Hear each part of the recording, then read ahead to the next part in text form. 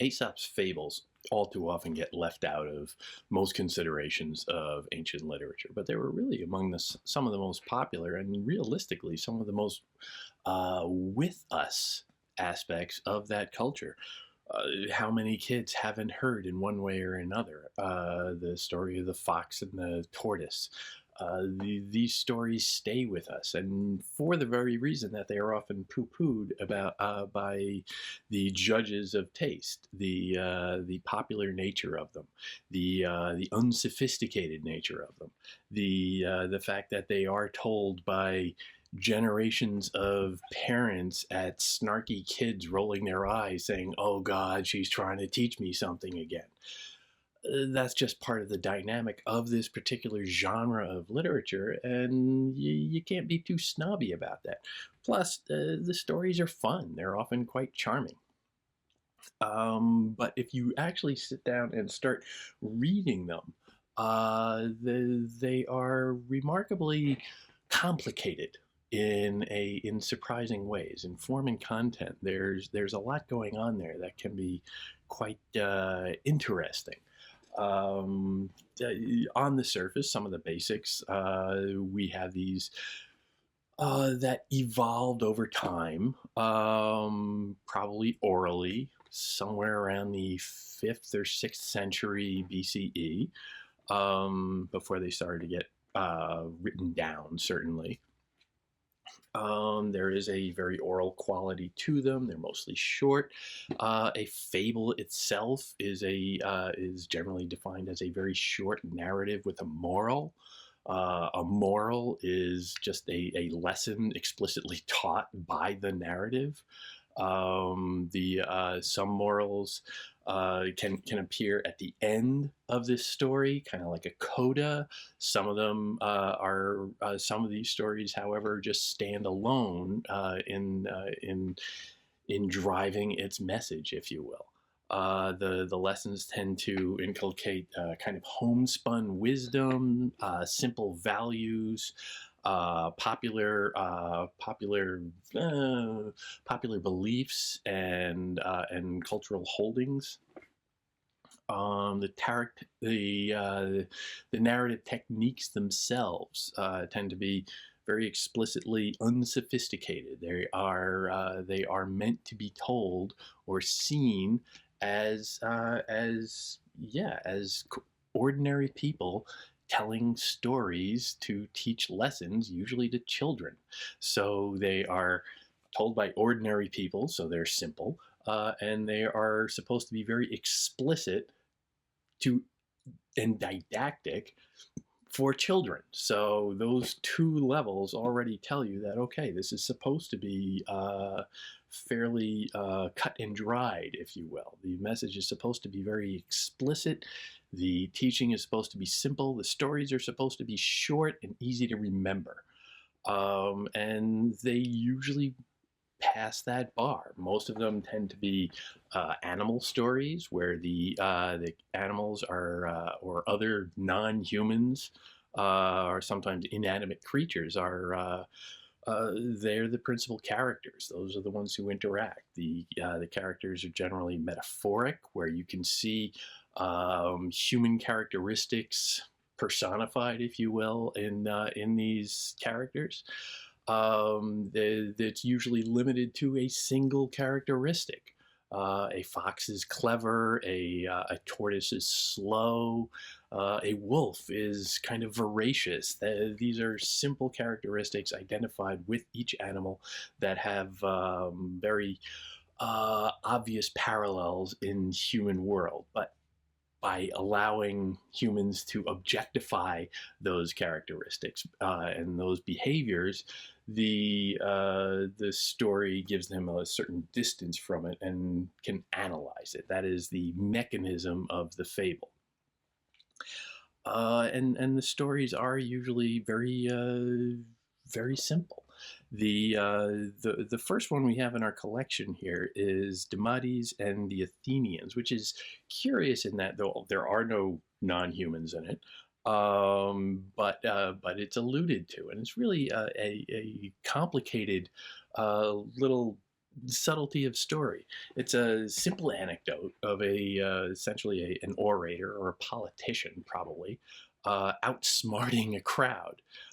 He's upset that the crowd doesn't seem to be paying attention to him, so he starts off by promising to tell a story, an animal fable. He promises to tell an animal fable about the goddess Demeter and Demeter and an eel were walking together down the road. It's kind of ridiculous that an eel would walk. That an eel would walk down a road. That an eel has feet. Or that a goddess would. It's on the surface kind of ridiculous, but it quiets down the crowd. Supposedly, we are told, that the crowd suddenly starts paying attention, and then the politician, the orator, starts in with his speech, and he goes through the whole thing, and then people start to get restless. When are we going to hear about this story? The story comes to an end, or the speech comes to an end, and the audience asks, what happened, and what's with Demeter? And Damadis replies, "She is angry at all of you for preferring Aesop's fables to politics," which is cute. It's a little wink wink. It's a little self-promotion from this character of Aesop, who of course may or may not have existed. But it's also a cute little ironic take on populism, if you will. The ordinary crowd, couldn't sit still for the speech, so the orator, a wielder of language, like a poet, a wielder of language, outsmarts them and shows that, well, I can put one over on you. So the ordinary people are kind of duped, and the artist, the storyteller, the poet, gets one over on them. There is an explicit moral written out down at the bottom. So it is that foolish people disregard important business in favor of frivolities. Okay, maybe. Is that really it? Sure. But there is, now I'm not looking at an original text or anything, I'm just going by what we see here in the Norton, and there is a different sensibility there, I would say. Foolish people disregard important business in favor of frivolities. There is somewhat more censorious nature to that printed moral than perhaps the original story explicitly suggests. The ironic reading would suggest that this is a anti-populist critique of the crowd. But is irony appropriate here? This is a very unsophisticated genre, and irony is a very sophisticated and ultimately very modern way of reading. So is it appropriate to bring that to it? How much can we see irony working here? Is there a deeper level to this that we're being hinted at but not necessarily welcomed into? It's a conundrum. There's really no answer. Other great stories: The Shepherd and the Lion, the very famous little story of the lion with a thorn in his paw. The shepherd pulls it out. The lion goes free. Some time passes. The shepherd finds himself punished for something and thrown to the lions by the authorities.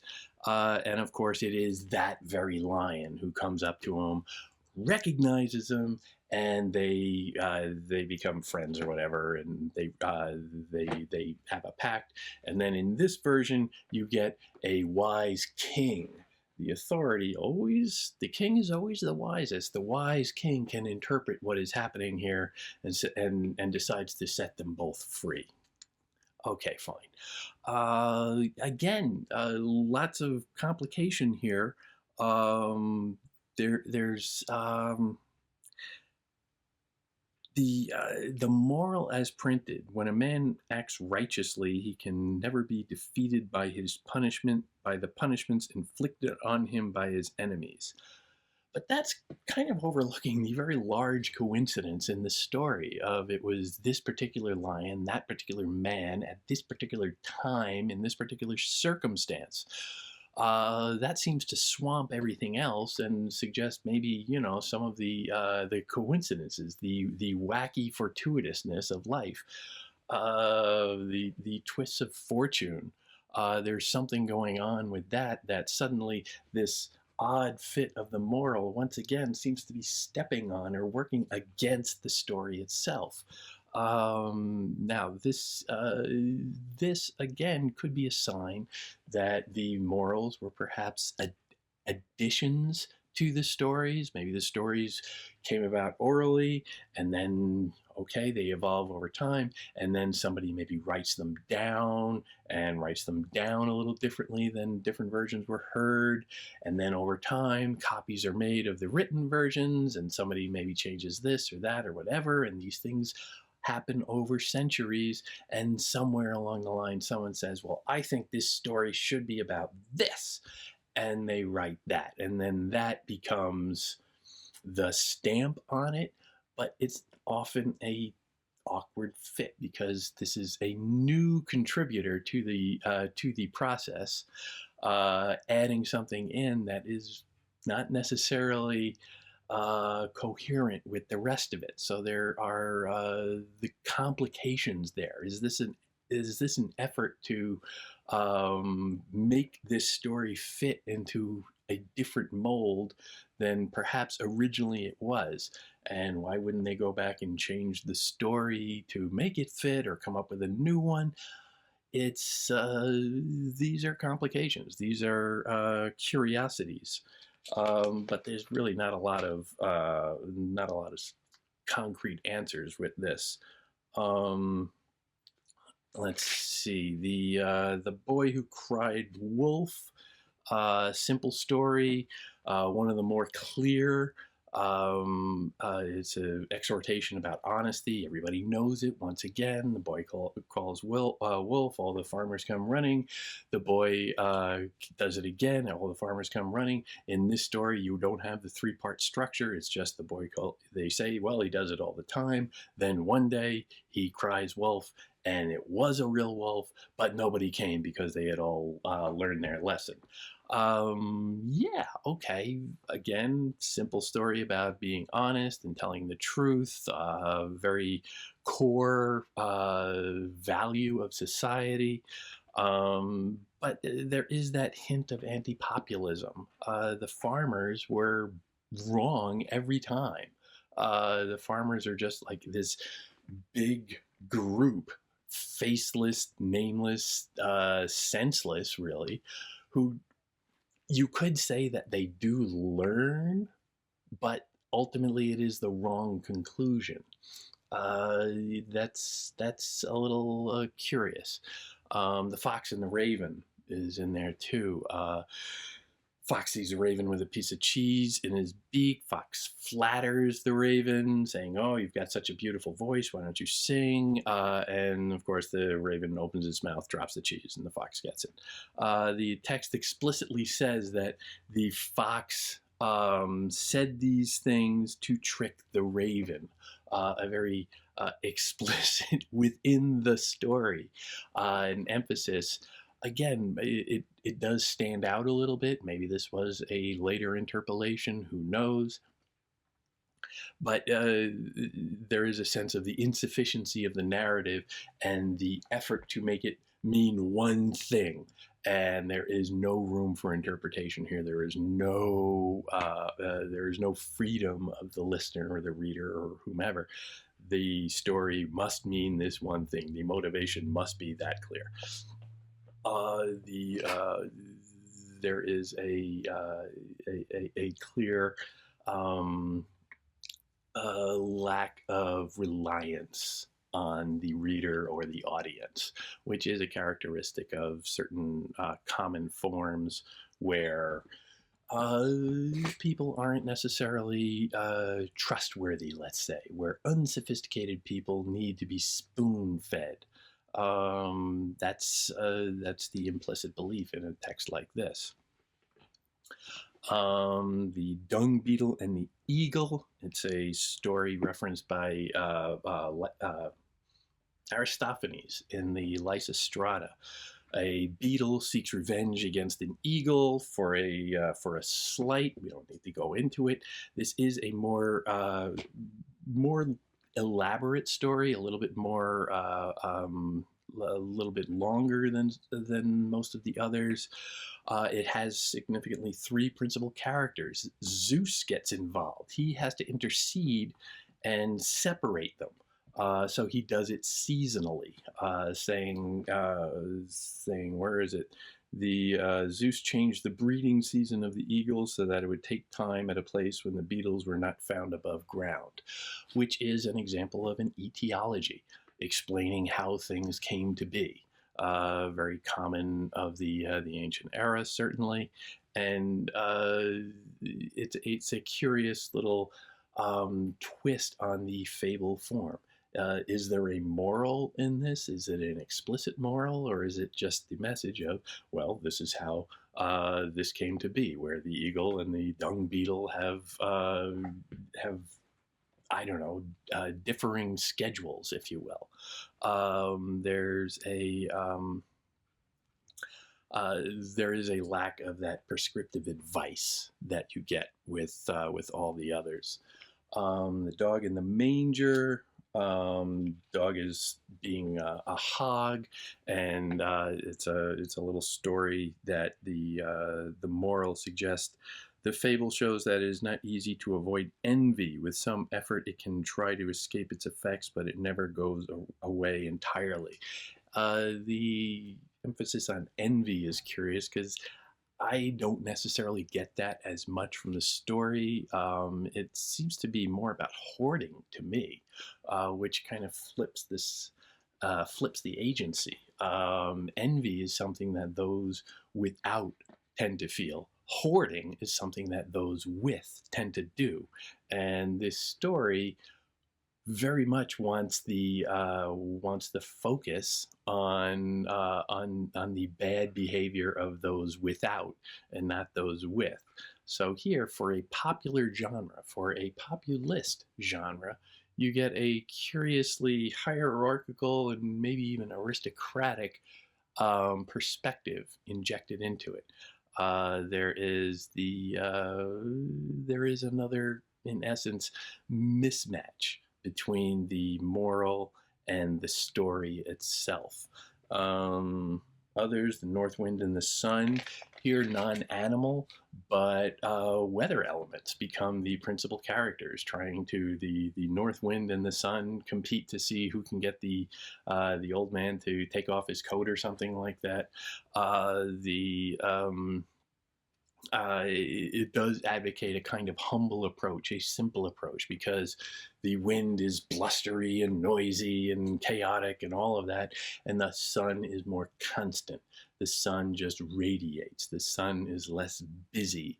And here you can see a little bit of an early example of a Greek aesthetic, a very Greek simplicity, putting a primacy on simple constancy and not great emotion or not great busyness. And you can see that in later centuries than this, in the architecture and certainly a lot of the poetry, and the culture in general had a certain almost Lutheran quality to it, very serious in its non-ornament and appreciation of simplicity as a style. The Fox and the Cat against lawyers and the like. You gotta love a dig at lawyers from what, 2,500 years ago or something like that. Does any age ever really like lawyers?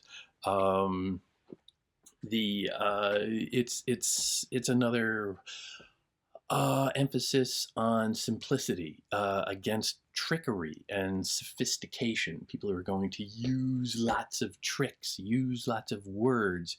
It is, in a sense, a retelling or an alternate telling of the fragment we have from Archilochus, the fox and the hedgehog, where one animal has lots of different ideas all over the place, and it's a little untrustworthy. A fox is always supposed to be so clever, but the hedgehog is much more busy and or much less busy and much simpler. And here it's the cat. The cat can run up a tree.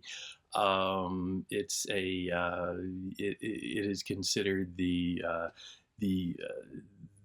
a celebration of the common.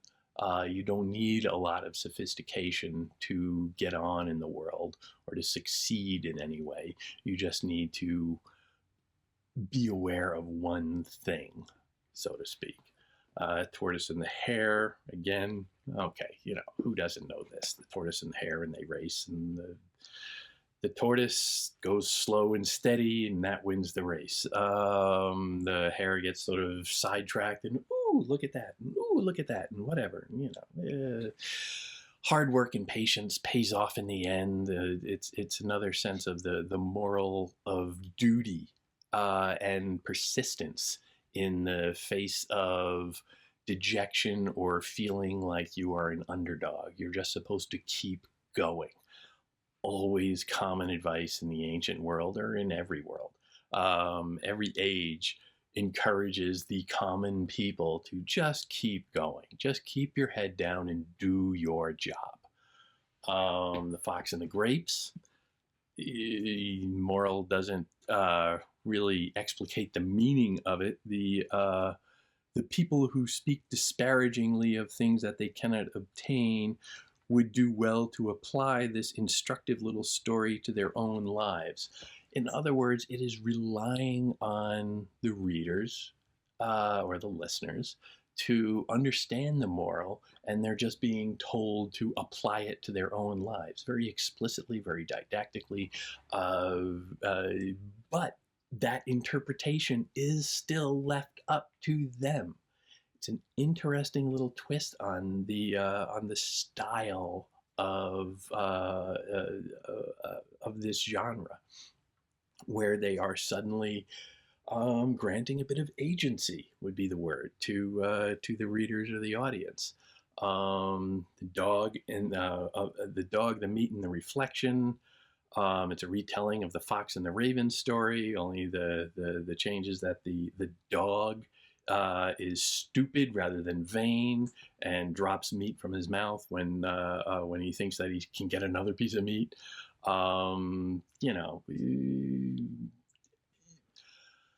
Another emphasis on being happy with what you have, not envying somebody else, not trying to get outside your lane.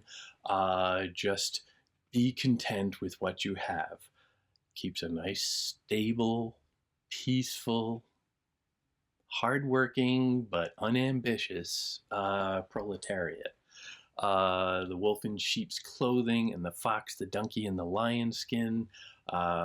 Stories about hidden agendas and disguise. The one story appears in the Indian version of the Panchatantra. City mouse and country mouse. Interesting because it shows that opposition of the rural and urban life. That consciousness of the distinction between the two. And remember, cities evolve really as just places where groups of farmers would come together to sleep and then go out to find their fields. It was a matter of safety in the middle of a lot of farmland. Not large cities at all. But that distinction between city life and rural life. City mouse, country mouse. Shows the consciousness of a real distinction between the two, even when the distinction probably wasn't that dramatic at the time. But it does put a great prioritization on freedom at the end, as the country mouse was it declaims, "Acorns are enough for me, ordinary common food, so long as I am secure in my freedom." An interesting little note there. Freedom. There's a great spirit there. There's again that sense of the outside the big cities. You want your freedom. You want your individuality. You're okay with the simplicity of the fare, of the food. You can eat good common food just so long as you have your freedom. That's just ripped from the headlines. Man with the golden eggs, again, told in so many other traditions, again, so common. You accept your lot and you don't strive for more, because if you start to get greedy, you end up losing everything. The Old Man and His Sons, another non-animal one. It's about patriarchy and also tribalism, about sticking together against all others. Interesting little opposition there once again. Aesop and His Lamp, another non-animal one. Little self-characterization. The name Aesop does pop up again. No indication or any scholarship suggesting that there's a real person there, but it does touch on slavery. Aesop as a slave going on a little errand and mixing it up with some of the others, and there is that sense of insubordination. Aesop is somewhat, oppositional to the aristocrats that he is suddenly in the midst of. It's a kind of forerunner to some of the comedy of Aristophanes that are going to come up, and it's an interesting little theme that comes up in that, that me against the hoi polloi theme that obviously has some legs. The Fox, the Lion, and the Deer is the last one in this collection. It's longer than the others. It's more developed. It's again got 3 principal characters. There is an ironic twist at the end where the fox outfoxes the lion. It's an example of dramatic irony, which means that the reader knows more than a character. Here, the fox just has a clever excuse. Foxes are always clever. A clever excuse to the lion, and now the reader or the audience, we are in a position of knowing more than the lion, and that's what ends the story. That's the point on which they end. They stick the landing with that sense of, ooh, we get it. We're in on the joke, which is a very sophisticated move for this genre. We haven't seen so much of that here. The ability to trust the reader to intuit something. We weren't sure about the irony in some of the earlier things where, is it appropriate to read irony? But here, the entire story builds to this one little joke. Essentially, the whole setup is predicated on buying into it, so that when you hit this moment, you understand the irony of it, which is sophisticated in a way that is unusual, let's say. Seen as a collection, seen as in total, these stories tend to show their seams, their cracks, their little divisions where they're just sort of pasted together in an often quite awkward fit. They are what some critics call polyphonic, meaning many-voiced. There are many chefs in this kitchen, let's say. in producing this, which is the model we see throughout much of the ancient era, especially as you go back into this oral tradition, where many storytellers take up these same stories and add a little or trim off a little and change a little, and the details get sort of worn around over time. Sometimes it has an effect of polishing them so that they're just so crystal clear, like you can see in the Tortoise and the Hare story, perhaps, which is so immediate in its moral and its message. And others can be more complicated and more knotty and even a little bit, like rough hewn. Like, what the heck are they talking about? That is the same process producing an effect. But the stories themselves have familiar parallels in the ancient world. The kind of overstuffed notebook quality of it, where there are all these stories that don't necessarily make a lot of sense together sometimes, and then the differences and the voices and all of that. You can see that in the early stories of the Hebrew Bible, quite frankly. These stories in the Bible and here, where sometimes they seem to contradict one another, where sometimes they seem to be making different points and maybe even repeating one another to make the same point but in a different way. That has a obvious analog in the early Bible stories. Some of the stories have their parallel tellings in other cultures. We can see a lot in the Indian tradition, where we're having the same basic plot, and in some cases the same characters evolving through to essentially the same kind of message, and the similarities are too exact to be just spontaneous, so they're hinting at a kind of cultural exchange. And certainly in the ancient era, there were people moving around between India and Mesopotamia and Greece and Egypt, and all of these cultures were intertwining from time to time. There were wandering people even back then. The stories themselves also present a more common narrative form than, let's say, Homer's epic. So we can objectify Homer's epic a little bit more.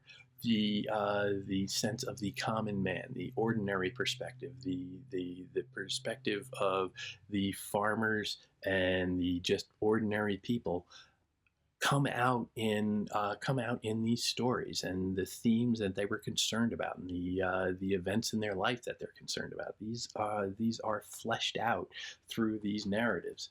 Whereas in Homer's case, you can read through all of Homer and find only a couple slaves or anybody who's not an aristocrat to give you an idea of how the other half lives.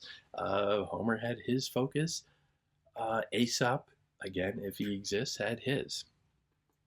But at the same time, with all these stories being so different, they are also, in a way, universal.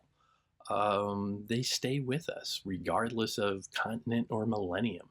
The fact that everybody on the planet, in one way or another, hears these stories of the tortoise and the hare and the fox and the grapes and all of these things.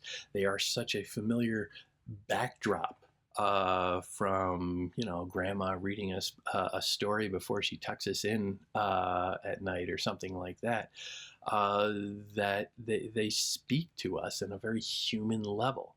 Their humor, their charm, the common sense, which isn't a term I generally like, but it's appropriate. That common wisdom of ordinary people just trying to get through life and teach their children the values that they hold. That sense of mission for this body of literature is valid over any stretch of time or space, and this is why, for better or not, Aesop is a very an undeniable and perfectly legitimate form of ancient literature.